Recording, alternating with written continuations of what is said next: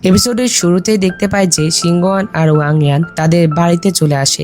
তারা যখন সেখানে আসে তখন তারা দেখতে পায় যে সেই হত্যাকাণ্ড শুরু হয়ে গিয়েছে, অর্থাৎ সিংহওয়ানের বংশকে হত্যা করার যে কাহিনীটা ছিল সেটা শুরু হয়ে গিয়েছে। আমরা তো এখন পর্যন্ত জানি যে সিংহওয়ানের এই বংশটিকে শিলিন সেক্ট ধ্বংস করেছে, অর্থাৎ চিওয়েনের সেক্ট। তো আমরা দেখতে পাই সেখানে কিছু কালো কাপড় পরা লোকজন এই গ্রামের লোকজনকে মারছিল। সিংহওয়ান যখন এটা দেখতে যাচ্ছিল তখন ওয়াংয়ান তাকে থামায় আর তাকে বলে যে সেখানে যেও না। কিন্তু সিংহওয়ান তার নিজের চোখের সামনে এত হত্যাকাণ্ড সহ্য করতে পারে না, যার জন্য সে তার কথা মানে না, সেখান থেকে চলে যায়। সে যখন চলে যায় তখন ওয়াংয়ানের হাত থেকে সেই ব্রেসলেটটি পড়ে যায়, যেটা কিনা সিংহওয়ান তার জন্য বানিয়ে দিয়েছিল। আর ওয়াংয়ান কেন বারবার সিংহওয়ানকে বাধা দিচ্ছে সেখানে যেতে, সেটা তো তোমরা আগে থেকেই জানো। তো সিংহওয়ান যখন সেখানে যায় তখন তারা তাদের উপরে আক্রমণ করে দেয়। তখন সিংহওয়ান তাদের সাথে ফাইট করে। ফাইটের এক পর্যায়ে সে যখন তাদের লিডারকে একটি আঘাত করে তখন সেই লোকটি ফার্মলেস মুন সেক্টের একটি জাদু ব্যবহার করে চারপাশে সবকিছু বরফ করে দেয়। তখন এটা দেখে সিংহওয়ান বুঝতে পারে যে এটা তো ফার্মলেস মুন সেক্টের জাদু। তখন সেই লোকটি সিংহওয়ানের সামনে তার মাস্কটি খুলে ফেলে আর আমরা দেখতে পাই যে এটার কেউ নয় বরং ওয়াংয়ান ছিল। তো এটাই সেই বড় সত্য, যার জন্য ওয়াংয়ান সিংহওয়ানকে এই ঘটনা যেন দেখতে না পায় তার জন্য তাকে বারবার বাধা দিচ্ছিল। আর আমরা যে এটা জানতাম যে সিলিন সেক্ট তার বংশকে মেরেছে, আসলে সেটাও মিথ্যা ছিল। সিংহওয়ানের বন্যা ড্রাগন বংশকে হত্যা করেছে, অর্থাৎ ধ্বংস করেছে ওয়াংয়ান আর তার লোকেরা। সিংহওয়ান যখন এটা দেখে তখন সে নিজেকে বিশ্বাস করতে পারে না যে এটা ওয়াংয়ান কিভাবে হতে পারে। তবে এখানে একটা বিষয় আছে, কারণ ওয়াংয়ান কিন্তু সেই সময় নিজে থেকে এগুলো করেছিল না। জিউ ইং তাকে বশ করে সেই কাজগুলো করিয়ে নিয়েছে, যার জন্য কিন্তু এই স্মৃতিটাও ওয়াংয়ানের ভিতরে ছিল না, অর্থাৎ জিউ ইং তার ভিতর থেকে এই স্মৃতিটাও মুছে দিয়েছিল। তো তখন সেই তরুণ ওয়াংয়ান তাদের উপরে আক্রমণ করে দেয়। ফাইটের এক পর্যায়ে ওয়াংয়ান দেখে যে সিংহওয়ানের কাছে ড্রাগন দেবতার শক্তি আছে, আর এইটা দেখে সে সিংহওয়ানকে বলে যে তোমার কাছে তো ড্রাগন দেবতার শক্তি আছে, কিন্তু তোমার বুকে কোনো জন্মচিহ্ন নেই কেন, অর্থাৎ ড্রাগন জন্মচিহ্ন নেই কেন? আর তার কথাতে সিংহওয়ান বুঝতে পারে যে আসলে এটা ওয়াংয়ান না, বরং সে জিউ ইং ছিল। তখনই ওয়াংয়ানের চোখ কালো হয়ে যায়। তখন সিংহওয়ান বলে যে অবশ্য এটা আশ্চর্যের কিছুই নেই যে মানুষ বলে যে জিউইংকে হত্যা করা যায় না। দেখা যাচ্ছে যে এমনকি 9টি ড্রাগন পুত্রও জিউইংকে সিল করতে পারেনি। তখন এই কথা শুনে জিউ ইং বলে যে তারা ভেবেছিল যে আমার 9টি মাথা সিল করে আমাকে চিরতরে ধ্বংস করে দিবে, কিন্তু দুঃখের বিষয় যে আমি ইতিমধ্যে সারা বিশ্বে অগণিত আত্মার টুকরো ছড়িয়ে দিয়েছি। আমার প্রতিটি টুকরো একটি করে জীবনের সাথে সংযুক্ত হতে পারে। এই টুকরোগুলো কোনো মানুষের ভিতরে প্রবেশ করলে তার দেহটি সে আস্তে আস্তে দখল করতে থাকে। এক পর্যায়ে যখন সে সম্পূর্ণ দখল করে ফেলে তখন সে সেই দেহ কন্ট্রোল করতে থাকে।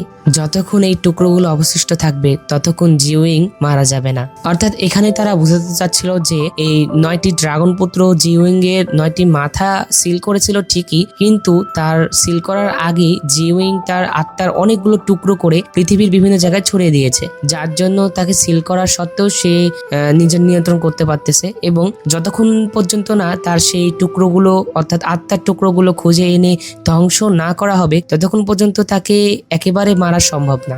তখন জিউইং সিংহওয়ানকে বলে যে সেই বিরক্তিকর সিলিং সেক্ট আমার আত্মার টুকরোগুলো খুঁজছে সেগুলো ধ্বংস করার জন্য, আর এই জন্যই আমাকে জিউইংকে হত্যা করতে হবে এবং আমার 9টি মাথার সিল মুক্ত করতে হবে।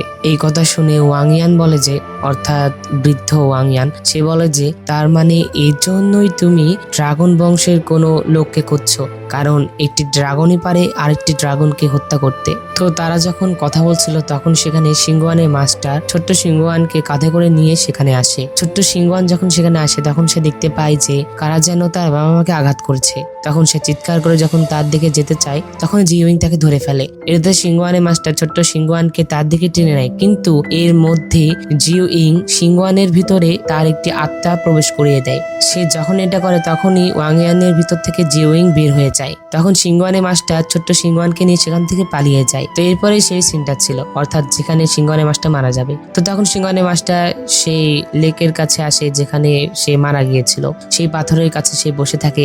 তখন সে সিংহওয়ানকে সেই প্রতিটি দেয় আর সেখানেই মারা যায়। যাই হোক, অন্যদিকে আমরা লি জিয়ে ইলিউশনে দেখতে পাই যে লি জিয়ে সেই কালো কাপড় পরা লোকটির সাথে ফাইট করছিল। ফাইটের এক পর্যায়ে সে তাকে ধরে ফেলে। লি জিয়ে তাকে ধরে বলে যে তুমি এখানে কেন এসেছো? কে তোমাকে সিলিং সেক্টরের মেম্বার হওয়ার ভান করতে বলেছে? তখন সেই লোকটি বলে যে আসলে আমাদেরকে জিওইং কন্ট্রোল করছে, যদি আমরা তার কথা না শুনি তাহলে সে আমাদেরকে মেরে ফেলবে। আর ওজিজিচো ইতিমধ্যে স্টার স্টোনকে জিওইংকে দিতে যাচ্ছিল, যেটাতে জিওইং যেন মানব সভ্যতাকে ধ্বংস করতে পারে। আর এই সমস্ত বিবাদ বা ঘৃণা, হিংসা এগুলোই জিওইংকে আরো বেশি শক্তিশালী করে তোলে। তখন সেই লোকটি বলে যে এমনকি জিওইং তো সেই 9টা ড্রাগনকে হত্যা করেছে। তখন এটাতে লিজিয়ে বলে যে না, তুমি ভুল, ড্রাগন দেবতা শেষ পর্যন্ত জিওইংকে পরাজিত করবেই, তার আত্মার এই 80টি টুকরো এক এক করে ধ্বংস করা হবে। তারা যখন কথা বলছিল তখন সেখানে 6 চোখের প্রজাপতি আর ওজিজি চলে আসে। 6 চোখের প্রজাপতি যেমন এসে ওজিজিকে ধরে ফেলে আর তাদেরকে বলে যে স্টার স্টোনকে তাদের হাতে তুলে দিতে। কিন্তু লিজিয়ে বলে যে তোমরা ভুল মানুষকে জিম্মি করেছো, কারণ তার সাথে আমাদের কোনো সম্পর্ক নেই। তখন 6 চোখের প্রজাপতি যেমন বলেছে কিন্তু তোমাদের পিছনে থাকা সেই ব্যক্তির চেহারা তো অন্য কিছু বলছে। আসলে স্টার স্টোন তো ওজিজিকে অনেক ভালোবাসতো, কারণ ওজিজি শুরু থেকেই তার একমাত্র বন্ধু ছিল।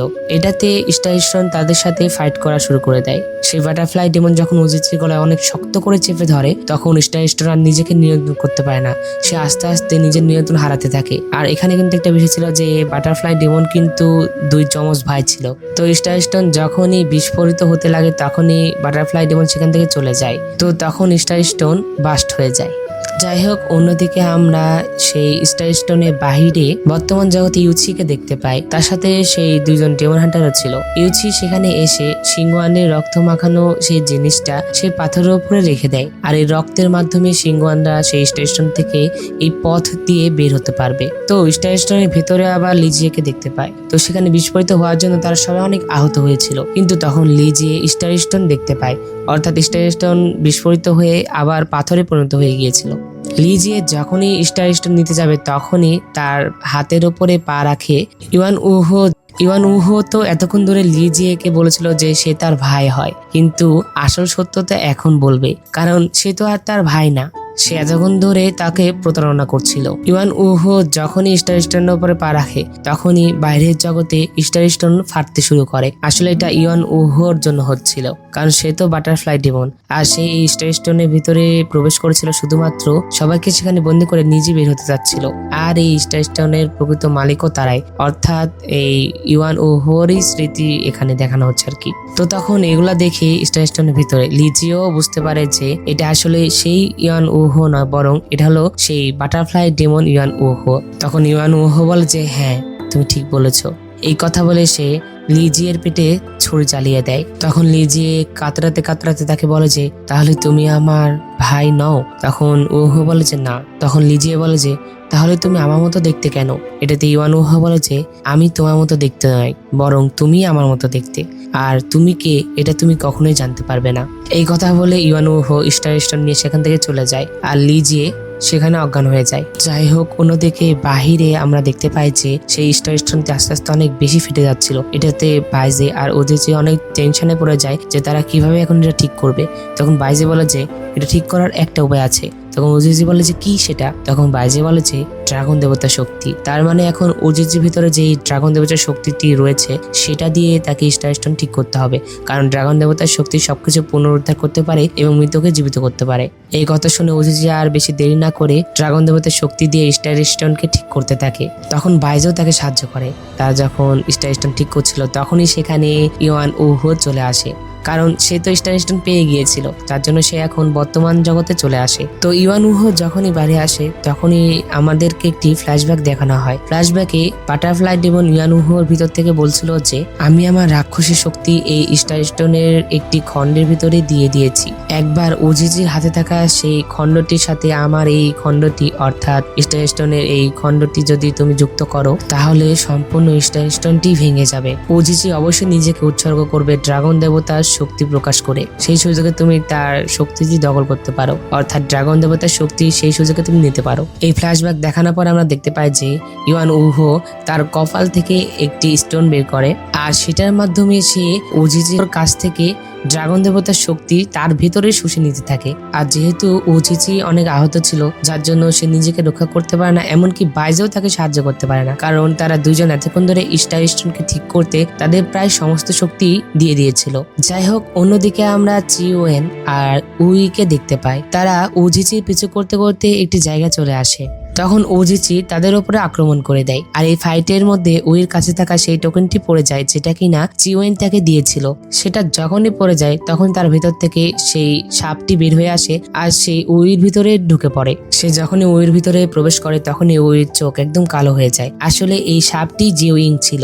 তখন জিউইং উইর পুরো শরীর কন্ট্রোল করে নেয় আর তাদের দুজনের উপরেই আক্রমণ করে দেয়। তার এই আঘাতে ওজিচি তো অজ্ঞান হয়ে যায়। তখন জিউইং সেখানে থাকা স্টার স্টোনটি নিয়ে নেয়। তো তখন এটা দেখে চিওয়েনও বুঝতে পারে যে এটা জিউইং ছিল। তখন জিউইং বলে যে তুমি আমাকে কি আগে থেকেই চিনতে পেরেছিলে? তখন চিওয়েন বলে যে যখন আমি তোমার মাথার উপরে সেই 9টি চিহ্ন দেখলাম তখনই আমি সন্দেহ করেছিলাম যে হয়তোবা এটা তুমি হবে। তখন আমাদেরকে একটি ফ্ল্যাশব্যাক দেখানো হয়, যেখানে সেই সাপটি যখন উইর হাতে ছিল তখন উই তাকে বলেছিল যে তোমার মাথায় থাকা সেই চিহ্নগুলো অনেক সুন্দর। আসলে এটা জিউইং এর সেই 9টি মাথার চিহ্ন ছিল। ফ্ল্যাশব্যাক শেষে চিওয়েন তাকে বলে যে তো পরে তুমি জানতে পেরেছো যে আমরা আসল ম্যানম্যান আর দিজু নই। আসলে সেই ছোট্ট সাদা সাপটি জিউইং ছিল। জিউইং এর তখন শুধুমাত্র একটি মাথা ছিল, আর এখন সে তার 3টি মাথায় বড় করে ফেলেছে। অর্থাৎ জিউইং এর যতগুলো মাথা বড় হবে সে ততটাই শক্তিশালী হবে। তখন জিউইং চিওয়েনকে তার গল্প শোনাতে থাকে যে সে কিভাবে এই দুনিয়াতে আসলো। সে বলে যে প্রথমে তো আমি একটা সাপের ডিম ছিলাম। যখন আমি সাপের ডিম থেকে বের হলাম তখন আমি প্রথম যে ব্যক্তিকে দেখেছিলাম সেটা ছিল দিজু। সে যখনই আমার কাছে আসে তখনই আমি তাকে একটি কামড় মারি, আর তখন আমি অনেক দুর্বল ছিলাম, যার জন্য আমি সম্পূর্ণ তাকে দখল করতে পারিনি। কিন্তু আমি তার রক্ত খেতে পারতাম আর আস্তে আস্তে তার পুরো শরীর দখল করতাম। পরবর্তীতে স্টার স্টোনের শক্তি আমাকে দ্বিতীয় মাথা অর্জনে সাহায্য করেছে। বর্তমানে আমার 3টি মাথা। আমার শক্তি আরো একটি উচ্চ হলো ভয়। মানুষ যত ভয় পাবে আমার শক্তি আরো বেশি বৃদ্ধি পাবে। আমার মাথা বড় করতে স্টার স্টোনের শক্তি লাগতো, কিন্তু যেহেতু এখন মানুষ বেশি বেশি ভয় পায় আর ঘৃণা করে, যার জন্য আমার আর স্টার স্টোনের শক্তি লাগছে না। স্টার স্টোনের শক্তি ছাড়াই আমার মাথা আস্তে আস্তে বড় হচ্ছে। মানুষ পৃথিবীতে যতদিন ভয় আর ঘৃণা করবে আমার শক্তি ততই বাড়বে। যাই হোক, এই কথা বলার পরে জিউইং জিউয়েনকে আক্রমণ করে দেয়। এরপরে তারা ফাইট করতে থাকে। জিউকে কিন্তু আঘাত করছিল না, কারণ জিউইং তো উইর শরীরের ভিতরে আছে। সে যদি জিউইংকে আঘাত করে তাহলে সেটা উইকেই লাগবে, আর এই কারণে সে নিজে আঘাত পাচ্ছিল, কারণ জিউইং তো তাকে আর আঘাত করতে ছাড় দিচ্ছিল না। এক পর্যায়ে জিউইং যখন জিউয়েনকে বরফের পেরেক দিয়ে আঘাত করে তখন সে এইভাবে পড়ে যায়, আর এটা দেখে উইর জিউইং এর সাথে কাটানো সেই স্মৃতিগুলো মনে পড়তে থাকে, যেটাতে সে নিচে বসে পড়ে। উই নিজেকে কন্ট্রোল করার চেষ্টা করছিল, কিন্তু এক পর্যায়ে সে যখন নিজেকে কন্ট্রোল করতে পারছিল না তখন সে বরফের একটি পেরেক নিয়ে নিজের বুকেই মেরে দেয়, যাতে করে জিউইং যেন তার শরীর থেকে বের হয়ে যায়। সে যখনই এই কাজটি করে তখনই জিউইং তার শরীর থেকে বের হয়ে যায়। তখন জিউইং তার কাছে আসে। জিউইং তার শরীর থেকে বের হয়ে ওজিচির শরীরে চলে যায়। জিউইং যখনই ওজিচির শরীরে প্রবেশ করে তখনই সেখানে অনেক বড় একটি তুফান চলে আসে। তখন জিউইং উইকে জড়িয়ে ধরে বসে থাকে। জিউইং উইকে বলতে থাকে যে সব আমার দোষ, আমার জন্য এগুলো হচ্ছে। এটাতে উই বলে যে তোমার কোনো দোষ নেই, আমরা অন্তত এটা জানি যে জিউইং এর উৎপত্তি কিভাবে হয়েছে। তারা যখন কথা বলছিল তখন হঠাৎ করে একটি পাথর উইর দিকে আসতে থাকে, এটাতে চিওয়েন তার সামনে যায় আর সে সেই আঘাতটি নেয়। এটাতে চিওয়েন উড়ে যাচ্ছিল, তখন উই তার হাত ধরে রাখে। তুফানটি এত শক্তিশালী ছিল যেটাতে সে চিওয়েনকে ধরে রাখতে পারছিল না, আর এর মধ্যে উইর শরীরেও একটি পাথর এসে পড়ে, যেটাতে সে অনেক আহত হয়। কিন্তু এক পর্যায়ে সে তার হাতের ভিতরে বরফের পেরেক ঢুকিয়ে নেয়, যেটাতে সে যেন চিওয়েনকে ধরে রাখতে পারে। তো এইভাবে তারা আর কতক্ষণই বা ধরে রাখতে পারবে। তখন চিওয়েন বলে যে চলো আমরা একটি বেদ ধরি, যদি আমরা হেরে যাই তাহলে আমরা এখানে একসাথে থাকবো আর আমি তোমাকে বিয়ে করব। এই কথা বলে তারা হাত ছেড়ে দেয়। তারা যখন হাত ছেড়ে দেয় তখনই তারা গোড়াতে গিয়ে স্টার স্টোনের কাছে গিয়ে পৌঁছায়। তখন চিওয়েন স্টার স্টোন ধরে ফেলে। চিওয়েন যখন স্টার স্টোন ধরে তখনই তারা স্টার স্টোন থেকে বাইরে চলে আসে, অর্থাৎ বর্তমান পৃথিবীতে চলে আসে। বর্তমান পৃথিবীতে এসে চিওয়েন উইর হাত ছেড়ে দেয়। এটা দেখে উই অনেক হতাশ হয়ে পড়ে। আমরা চিওয়েনের চোখে পানি দেখতে পাই। তো চিওয়েন যখন সেখানে আসে তখনই ইওয়ান উহো তাকে বলে যে তাহলে তুমি এসেছো। তো এখানে এই পার্টটি শেষ হয়ে যায়। তো বন্ধুরা, ড্রামাটি তোমাদের কাছে কেমন লেগেছে তা কিন্তু অবশ্যই কমেন্ট করে জানিয়ে দাও, আর আমার ভিডিওতে ভালো লেগে থাকলে অবশ্যই একটি লাইক করে দাও। তো চ্যানেলে নতুন হয়ে থাকলে চ্যানেলটি সাবস্ক্রাইব করে পাশে থাকা বেল বাটনটি অলে ক্লিক করে দাও, যাতে পরবর্তী ভিডিও নোটিফিকেশন সবার আগে তোমার কাছে পৌঁছে যায়। দেখা হচ্ছে পরবর্তী চ্যানেলে। সে পর্যন্ত আল্লাহ তোমাদের ভালো রাখুক, সুস্থ রাখুক। এই কামনা করে আজকের ভিডিও এখানে শেষ করছি। চাইছি আমি।